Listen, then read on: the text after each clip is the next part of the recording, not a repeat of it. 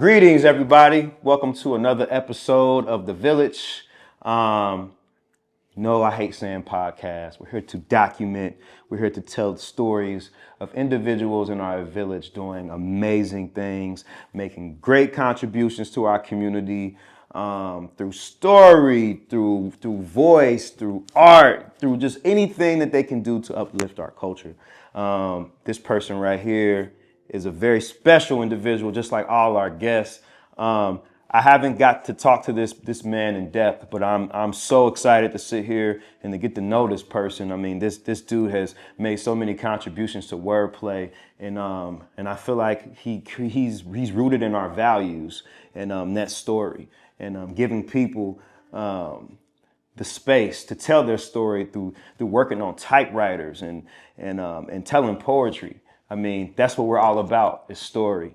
And he helps us do that in that old-fashioned analog way. And that's something that we're getting back to, is being in our bodies. And we need people like this to help us get in our bodies and tell those stories in the most organic way as possible.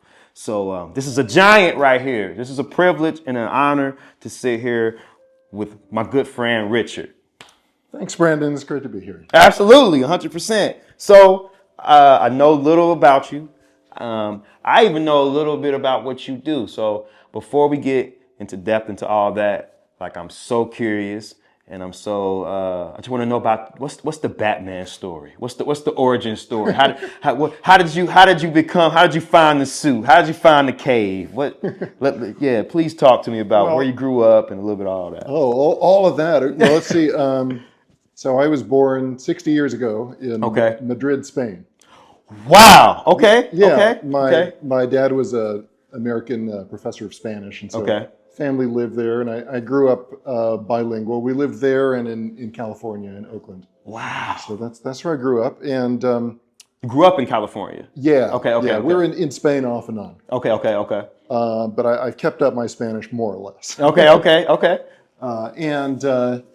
My dad, being a professor in the 60s and 70s, was a typewriter user, of course. So that's when I as long as I remember, I've been aware of typewriters and kind of loved playing with them. And he got me my typewriter when I was about 12 years old. We just stopped at a yard sale, and there was this thing in a black box, this glossy, streamlined, beautiful object that I now know was made in 1937.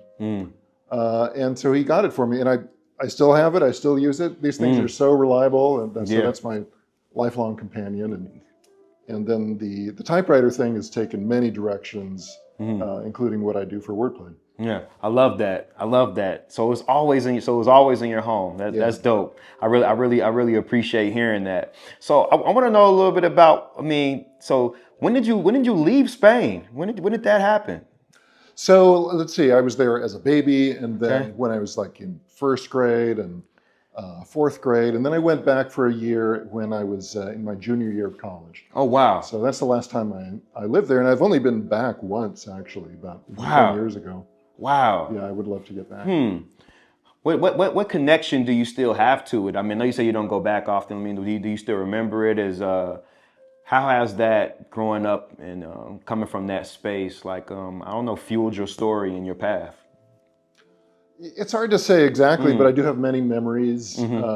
People I knew, places, and kind of that European feeling of being in a European capital where you could walk around, and there was, and I think still is, a great reading culture there.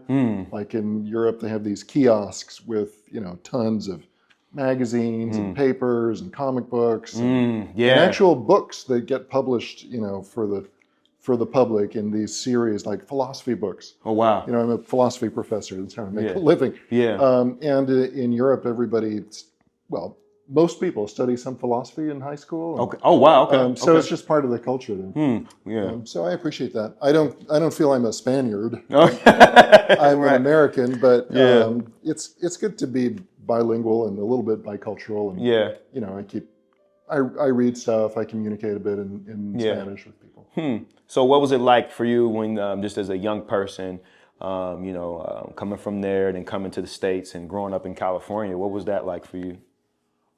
I was weird. Okay. I Yeah. was probably just destined to be a weird little introverted Yeah. nerd. I hear that. So, I hear that. That's fair. yeah. Yeah. So I got picked on sometimes in some public schools that are a little bit rough. Yeah. Yeah. I hear But that.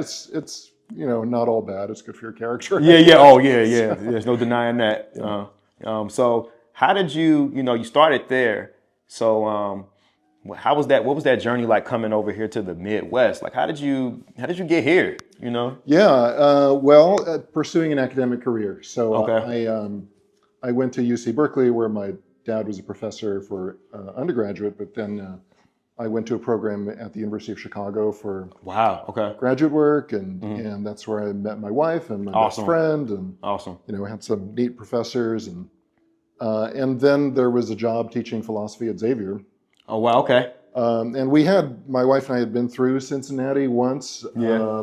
On our honeymoon, we drove through Cincinnati, and we thought, this place looks kind of nice. Maybe we'll live here someday. Ha. Yeah. Yeah.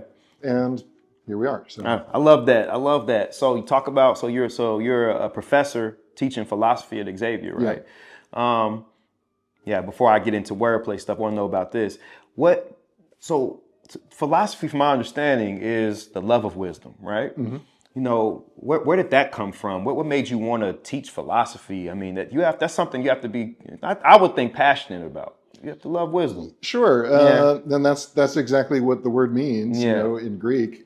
So it's not a discipline really, or a method, or a set of knowledge or facts or information. It is a passion, as you said. Just the desire to understand yourself, especially, but that means also understanding society and the world, and trying to get clear on some basic questions like, what's the meaning of life? That's the good stuff. So I love thinking about that and trying to figure it out, and just being with students at that moment when they're trying to figure it out themselves, which are most intensely around, ages 18 to 22 is very formative, and so to have the chance to talk to them then is really great. And all the Xavier students take at least 2 philosophy courses. So oh, wow. Okay. That keeps us busy. Oh, wow. Yeah. Helping them develop as just human beings. What would you say your education style is like? Are you more are you a discussion person? Yeah. Okay. Yeah, I hear that. Yeah, I will rarely lecture. I really hope that the students will participate. Yeah, I hear that. Yeah. So this last semester, I had everybody come into class every day with a question about the reading, and that was good. That gets things started. Yeah. I like that. Yeah, I can appreciate that. So did that stem some of those for you to walk this path as a teacher, as an educator, when you were young and you had this typewriter? Did you spend a lot of time alone typing on this thing and getting some thoughts out? Yeah, I would say so. As I said, I was a sort of introverted nerd. And Yeah. I like to create little worlds and either write or draw. And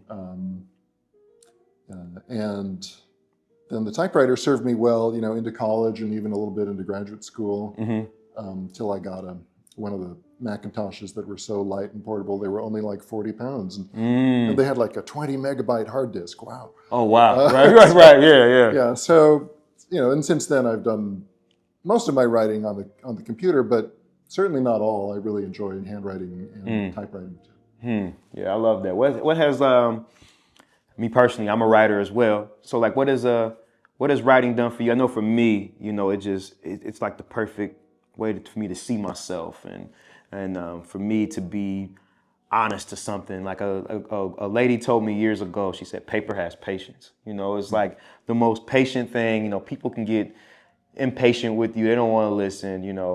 How has being a writer really helped you and helped you build your interior world?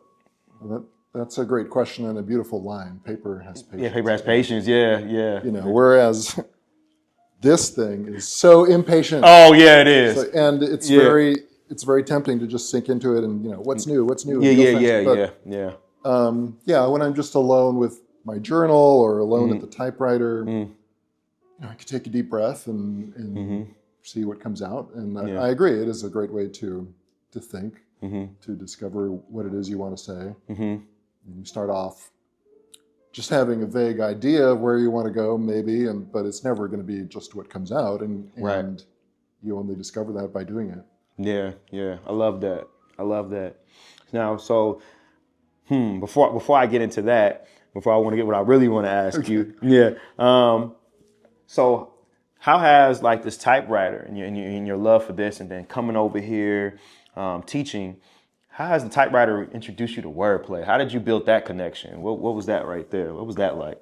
Yeah. So, well, this was 2012, and wordplay was pretty new, and I was walking down Hamilton Avenue and looked in the storefront, and there were a couple of old typewriters. And so I just decided on the spur of the moment, I'm going to go in and ask, well, what's going on here? Yeah. So that's how I met Libby Hunter, and she explained what wordplay was about, and that they'd gotten some typewriter donations, but the typewriters were malfunctioning, and they needed new ribbons, and so I just said, well, I'll just be your typewriter guy. Oh wow, that's simple, right? So that all happened in like 2 minutes. Yeah. That was an easy decision because I'd been looking for some kind of community service that would be appropriate, and this seemed like a good way to help out. Yeah. What was a worthy cause, and I love tinkering with typewriters, so so that's how it got started. Yeah, I love that, and I also see, which was like what I want to get to, is like I see that people come in here and there, and they come by typewriters. Like I'm curious to know what it's like giving someone a typewriter, and I'm pretty sure you get a lot of feedback and reviews, right? What are some of those things people say, like when you give them, like, because I'm pretty sure you give people their first typewriter all the time, don't you? Pretty often. Pretty often, yeah. What's that? What is the feedback like? What is the experience of seeing someone get on a typewriter for the first time and introducing them to that world? And It varies. It's a very personal thing, depending on the individual and their connection to a particular machine. Sometimes it clicks, and sometimes it doesn't. I don't think. Yeah. Well, no pun intended there. You're right. I don't think typewriters are for everybody. Yeah. Only 75% of the population. Only 75%. Right. No, but I've given typewriters to kids often, even before I knew about wordplay. Students of mine, friends, whatever. It's a joy to share it. Yeah. And then when I do get positive feedback, it's often that, this has just been wonderful to work with. It helps me express myself. And I just was speaking with a recent Xavier grad who had a typewriter on loan from me, this very nice red 1930s shiny thing. And he said he'd been using it to write notes, which he put up all over his house. And, and then he did some public poetry with me. And I said, okay, that typewriter, that needs to stay with you. Yeah. It's obviously doing something for you. Wow. It needs to do. Yeah, that's a beautiful thing right there.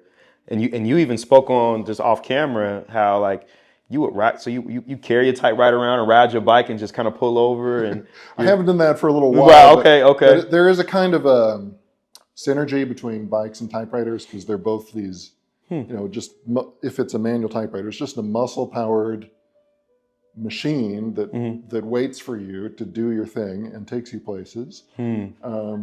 And it's not the fastest way to get somewhere or write something, but you don't ride a bike in order to get somewhere fast. You ride it because you enjoy riding a bike. Yeah. So the typewriter has to be something that it's not a means to an end. It's something you enjoy as an experience. I love that. Yeah. So it's like you have something you build a connection with. I feel that way. I just got my first typewriter from you, and I really appreciate that. Because I also just got a bike as well, so I'm curious. To see how those things coincide and how they come together. Well, I did find a way to bungee cord the typewriter I just gave you, bungee it to my bike, and so I did that just for fun and honestly to kind of show off and get some attention. Right. I bet it's a conversation starter. Yeah. I rode it around Cincinnati a few times and would pause and write little descriptions of things I was seeing, then take a picture. And then I have a blog where I put those together, and so possibilities are endless. Oh yeah, yes they are. For something like that, like this, because that's not like a big. I've seen the bigger, heavy ones. So those typewriters, I mean, is that something like you can like kind of carry around, take to a coffee shop? Yeah. Kind of just hang out in the cut. Yeah. So traditionally they're what are called the standard typewriters, which they are like 40 pounds. 35, 40 pounds, and you're not expected to move those around. You put them on a desk, and that's where they stay. Okay, okay, And if yeah. they're electric, they're even heavier. Oh, wow. And then there are portables that are in like a suitcase, like small carry-on size thing. Nobody had invented shoulder straps, I guess. So they all have these handles, and they get heavy too pretty soon, but you can carry them around. And then the one I just gave you is called an ultra portable, which was developed starting in the 1930s. Little, very flat, very light typewriters. They tried to make them as easy to carry as possible. Do you think that, like, from sitting and writing on a typewriter, I mean, there's nothing like, like really writing on paper. But do you think there's a different, like, I guess, intentionality? Like, you think that you're more slow to get thoughts out, or when you're on a typewriter, is it more of a flow? What's the workflow for you personally on a typewriter? Yeah, that's a good question. So I love handwriting too, as I said. Yeah. If I really want to slow down and write something very intimate, that's what I do. Or I also use handwriting for class notes. But on a typewriter, I can go fairly fast. But I think it's really important that you can't do anything else on it, right? So if you feel a little bit stuck, you can't do the lazy thing and go say, "Oh, I'll just check Instagram." Yeah. So it keeps you focused. And then also you can backspace, but you can't delete.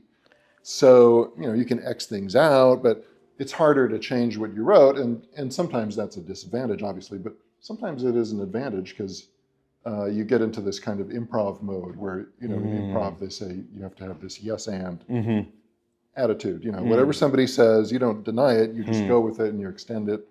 So you put something down on the typewriter and maybe you feel it's a little dumb or crude or whatever, but you don't exit out, you don't back up, you just see where it takes you. So that can create a nice flow. I like that. I love that. I'm excited to put it down, maybe have a glass of wine or something and kind of just trying to go, or even coffee, and just kind of sit somewhere and see where it takes me. Yeah, just see what happens. It's good for brainstorming. Yeah, I love that. So I'm curious to know, I'm so curious to know a little bit about, I heard these rumors about you in a Tom Hanks situation. So yeah, please share that story. I want to know what that's about. Well, Tom Hanks is one of the most influential members of our community, the typewriter community. Oh, really? Okay. Yeah, he has a big collection of mostly modern portables. Okay. Modern meaning mid-20th century. And he loves them. Yeah. He likes to use them. He likes to give them to people. And about 10 years ago, he and I were both in a documentary called California Typewriter. Wow. Which I strongly recommend. It's brought so many people into this pursuit. So it's centered on this shop, which is closed now, named California Typewriter in Berkeley. And that's kind of the focus. And people would come into the shop, interact with the owners, and then he follows their stories. And it's kind of a love letter to this technology in a time when it's under threat. So the shop in the film is struggling. It's a Black-owned shop, by the way, and he's kept it going for decades in the face of huge odds, the owner. So it's a little melancholy, but beautiful. So you've got people like an artist, Jeremy Mayer, who takes old typewriters and makes beautiful sculptures out of their parts, or musicians who compose lyrics on a typewriter, or a street poet, and we can talk about that whole thing later. And then I come in as the author of a book about typewriters, and then the filmmaker also interviewed Hanks. So I didn't get to meet Tom Hanks. I did. He did answer a letter of mine. Okay. When I invited him to speak at Xavier, he said, "I would love to, but." So that was not too surprising. It was nice of him, and he's a very generous guy. No, that's awesome. Hey, you got a letter from Tom Hanks. He's an actually nice person. Yeah, that's really cool. He made probably one of my top 10 favorite movies of all time, Forrest Gump. Forrest Gump. Yeah, Forrest Gump is classic to me. That movie is a big part of my childhood. So I love that film, and it's dope that you had that experience. Yeah, I want to dive just a little bit deeper into that because I didn't even know till later on in life as I got older and maybe being around wordplay. And then I started reading a little James Baldwin, and I started to know, like, I just started to see Black people even like with typewriters. I didn't know it was a thing. I didn't know there was a connection to that. So you said that in this documentary, there's a Black-owned shop. Right. So yeah, it's like, are typewriters like a regional thing, or have they always been in this area? What is your experience with the typewriter community in general? Like, yeah. I mean, it used to be everywhere, right? Like Okay. every little town would have at least one typewriter shop. Oh, wow. Because it was used by offices and individuals, and it, the typewriter was made to last for a long time, but to have regular service. So people would bring it in, and so it was a viable business. And then in the 90s, there was a pretty rapid shift from already in the late 80s to personal computers. And then the typewriter shops mostly either had to adapt or shut down. So some of them switched to working on copiers and printers. Of course, or computers, or they just closed up. A lot of them closed up. But a few of them, like California Typewriter, held on stubbornly. We are a typewriter shop. We only do own this. We believe in this. It's very romantic. Right. I love that. And there's still a few places like that. Including another one in Berkeley, California, called Berkeley Typewriter. Okay. It's near the university, and the main repairman at California Typewriter, Ken Alexander, actually moved to Berkeley Typewriter, and so he's still working. Oh, wow. As a repairman. Oh, wow. That's awesome. Yeah, it's really good. I saw him about a year ago. He's awesome. Thriving. So. Yeah. So it's become something that is much more of a specialty, niche, eccentric thing. And that means that whoever's into typewriters is just immediately weird. Right. And cool. And cool, for sure. But it's hard to generalize because it's people of every race, every age, every orientation, every political leaning. The only thing that brings us together is these objects that excite us and that are sources of creativity. So it's a great way to just meet other people. That's awesome. Yeah, because I'm looking. I'm a firm believer. There are people in like a community where they believe it's like the metaphysics. They believe like crystals can help them manifest money or things like that. And hey, I'm not knocking it. But in my opinion, I think it's all like the power of thought. Like if you carry a passport around every day and you constantly thinking about, man, I'm going to go out the country one day and it's going to end up happening. Same thing with like a typewriter. Maybe you'll meet some more people. If you're riding bikes, it'll take you down that path. I'm curious to know where that would take me because it's just something, I guess, also the time I grew up in, I didn't see that. But even just, I've never seen a lot of representation of myself in people using typewriters. But that goes from everything, right? Even with because there's a comeback of analog everything. Just film. I even just recently got a Super 8 film camera.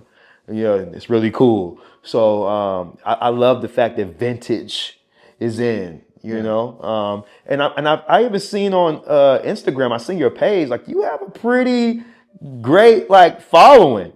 It's a pretty big following. Is that so is there what is the typewriter community like in the sense of are there I know there are film festivals and there are all these different conferences you can go to for photography and stuff like that. Are there events like that for typewriters where you can go somewhere in the country and sit in a group full of people and they're discussing the typewriter and is that a thing? It is a thing. Okay. So there's something called a type-in. Oh, wow. And I discuss this in my book, which is called The Typewriter Revolution. You have a book. Okay. Yeah, I have a book, came out 10 years ago. It's called The Typewriter Revolution, A Typist's Companion for the 21st Century. We're going to talk about that. Go ahead. Finish this up. So type-ins were invented 2010 or so by a guy in Philadelphia. And it's just a simple concept. He said, I know several people who like typewriters. Let's bring them together in a public place, and they meet at a bar and they talk and they, maybe they swap typewriters. They try them out, and But it's a great way to meet people. And so, recently on my Instagram account, which is at Typewriter Revolution, I've been reposting pictures of or video of events, big type-ins in Philadelphia, in Texas, in Brazil, Oh, wow. in Portugal. Wow. It's spreading around the world. Wow. And I think it still has a lot of room to spread. Wow. But what I said in that book is that this is I kind of I had fun with the idea that it's an insurgency, it's a rebellion against, Yeah. not just against computers, that'd be just kind of dumb, but against the idea that computers are necessarily the be all and end all of everything. Yeah. And we do need to get back in touch with some analog, so-called analog technology. Yeah.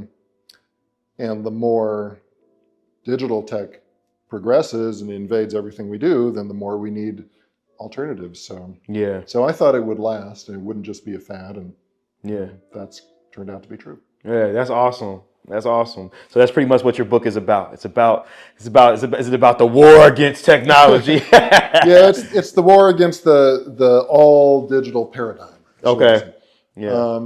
And so it has practical advice on how to pick a typewriter, how to use it, how to test it, and then events like this type-in thing, things you can do, art you can make, a little bit of history of typewriters. Oh, yeah. But mostly kind of looking at the present and the future.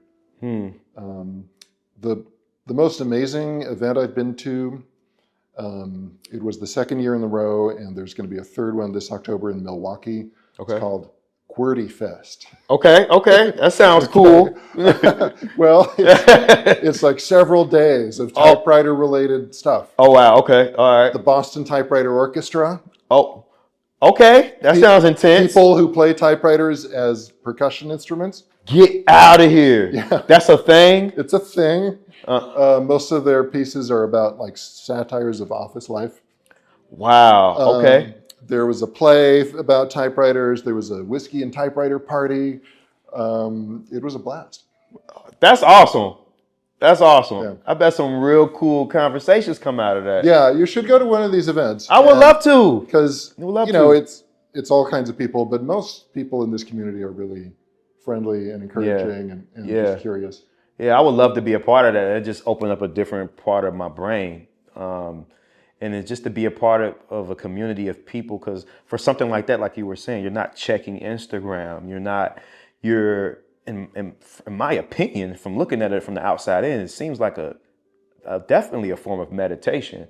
You're grounded, you're in your body, you're not thinking about, what's this or who's texting me back. You're like locked in. And that's where I'm at in my life, is like I'm really trying to get in my body. I'm really trying to be rooted, really trying to be grounded. Because like you said, those devices, we love them. They're helping us do this, but they take us in all these different places and we get scattered. Yeah, exactly. It is a nice way to get grounded and back in touch with yourself and have some solitude, but then also offers this opening to other people that you wouldn't have met otherwise. And of course, there's a big online community of typewriter lovers, like Facebook groups and so on. Yeah. But I think what it's all about is actually getting together in person and for sure. And doing the physical things. Yeah, for sure. Yeah, that's the one thing I think everybody will share in common. It's all these deep introspective people. It's in one place, just kind of connecting. Yeah, that's awesome. So I'm curious to know, I ask all my guests, they tell me about what they do. They tell me the things that they love. And of course, yours is typewriters, whoop. But I'm always curious to know people who do these type of things. What is that other thing? What brings you balance? What recharges your spirit? What is something you do in your spare time that's like, man, this helps me unplug from the day when I'm burnt out, I'm tired? Because you're teaching typewriters. I'm pretty sure you got wife and kids. Just wife, kids? I have a wife and a grown son. Grown son? California Okay. now. All right. So you've been a guy you've been putting out stuff. Yep. So what do you do, and how do you recharge your spirit? Well, I play the piano. I improvise, some simple chord progressions, and that's really relaxing. Okay. And enjoyable. I like riding my bike, although I don't get much of a chance to do that now since we got a border collie. Okay. So since she can't come along on bike rides, instead we do hikes. And so I live nearby here in Spring Grove Village. Okay. And within a 10, 15-minute drive, there are like 6, 7, 8 great parks and woods, Mount Airy. Yeah. Miles of trails in Mount Airy that I've discovered thanks to the dog. Yeah. So that's great. Yeah, that's awesome. That's a good way to kind of unplug and recharge, get out in nature and feel things out. Do you travel a lot? Do you get out the city a lot? Yeah, I go back to see family in California usually twice a year, and it's awesome. Sometimes I get chances to go elsewhere. This academic year was really busy for me in terms of conferences. I went to 7 conferences. Wow. Mostly within driving distance, but getting out there. Yeah, that's awesome. Yeah, that's good. I bet being a professor can be pretty taxing. I bet. Seems like a big job. Well, it's a wonderful thing. Yeah. If you get tenure, which I have, then you're pretty privileged. It can be hard to get there. Yeah. These days, academia is pretty rough. Yeah. I bet. But it's a wonderful thing if you get to do it. It's it's a treat. Yeah. It's never really done. It's not a 9-to-5 job. Yeah. If you treat it that way, you're not going to be very good at it. So there's always something else that you're thinking about or trying to publish things and so on. Yeah, that's awesome. What would you say, a couple more for you, what would you say that like is Cincinnati, it's an interesting place. It's definitely a segregated place. There's little cliques and different things, and sometimes we can be it's a small town, it's not, we would like to think we're a big city, it was a small city, far as like it can be in education, it can be in community, it can be in academia.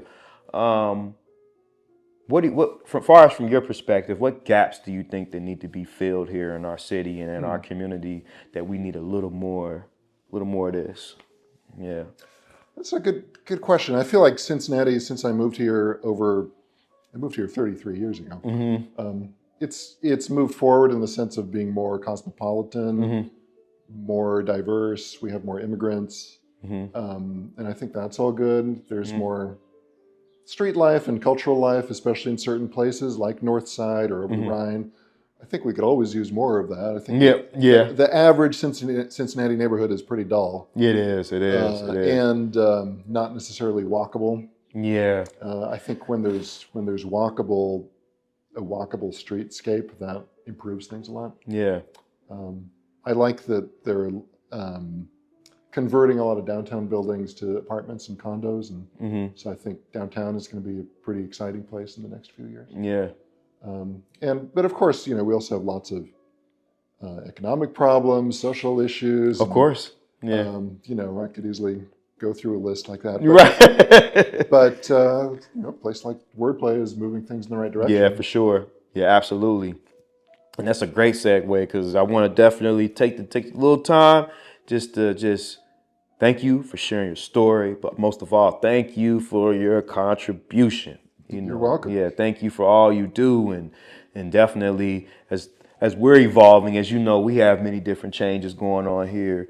We'll definitely love to get kids back on those typewriters again, and even just the community in general, and exposing different people to them. And I'm even in my head, I don't know when, I don't know how, but I want to have some type of event where different community people and like yourself come in and maybe just have a sit down and you talk to the community, people who wouldn't normally hear about a typewriter, Yeah, we could host a type-in here. Yeah, that would be really awesome. Go out on the streets. Yeah. So I mentioned typewriter poetry. Yeah. There are people in cities all over the world doing this. Sometimes making a living. Yeah. So a typewriter can make a living for you. Oh, wow. You go out on the sidewalk in a place, you have a little table and a typewriter, and typically people say, your theme, your price. Yeah. So people give you a topic, and then they pay whatever they think is worth. There's one young woman in Manhattan who does this, and she has a fixed price, $55 per poem. Oh, which wow. I guess if you live in Manhattan, you can afford. Yeah, right, yeah. And she sometimes makes $1,000 a day. Wow. Is she typing? Typing poetry. Wow. But what's interesting about it is not so much the money, but just the connection you make to people. And Yeah. how people are often deeply grateful that you just took a minute to listen to them and make something for them. And they'll break down in tears. Wow. Your poem does not have to be a genius. It Yeah. just has to be in the moment and Wow. genuine. It's almost like drawing a picture, a sketch of them. Yeah. Yeah, in words. And yeah, that's a beautiful thing.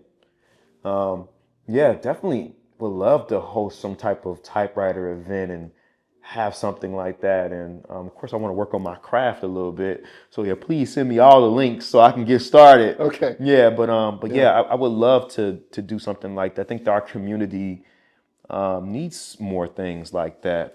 There's always spaces for music. There's always spaces for painters. But for writers, sometimes I think there's a little, me and my cousin talk about that a lot, just for poets. We really don't have the spaces like that to kind of like, it's not really valued as much, you know what I mean? But I feel like for something like a typewriter, it's like that gives the writer a little more power. It does, and especially with these public events, somehow it's exactly the right thing. Like if you imagine somebody out there with a laptop offering to write poetry, yeah. Like, are you using ChatGPT? Right, exactly. Yeah, right, exactly. Or if it were pen and paper, that'd be better, but still somehow doesn't have that excitement or curiosity that people feel when they hear and see a typewriter. They're like, "Is that a typewriter?" Yeah. So it breaks the ice and creates this connection. So we could do something like that in connection with Wordplay. And I should say for people listening, if they want to support Wordplay, what I've done over the years is restore typewriters regularly for sale. Yes. And we used to sell them at Wordplay when it was on Hamilton Avenue. There was a storefront. But in our new location, there isn't as much foot traffic of people just coming by. So what I've been doing is selling them in Over the Rhine at Paper Wings, which is a stationery shop. Okay, okay. They sell journals and all kinds of stuff, cards and stuff like that, pens and stuff, and so on. And so they carry our typewriters on consignment. Oh wow! And that's been successful. Wow, that's awesome. Yeah, thank you for that. Thank you for doing that and offering what you can to help us stay alive. I always tell my guests, if you can share, our audience is a bunch of different people. We got teens following us. We got all type of people following us. But if you can share one thing or anything to a young person right now, what would you share? And you can also share anything you got coming up. The floor is yours. Oh boy.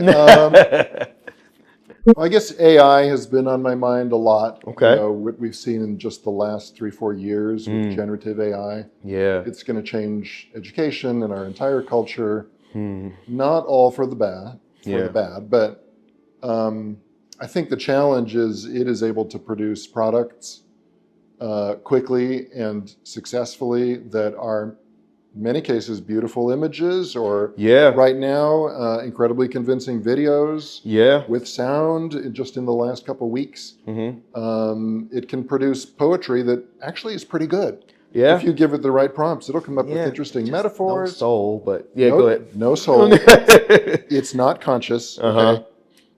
But it does produce these things, and then I think that can create a kind of feeling of defeatism, like I'll never be able to do that, so why should I bother? Or why don't I just ask AI to do my homework for me or whatever? So I guess my advice is just believe in the process more than the product.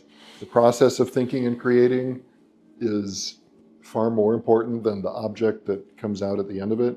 And if you don't engage in that process, you're really missing out on being human. Thank you. Thank you for that. I knew you would agree. Yeah. Oh, yeah, I agree.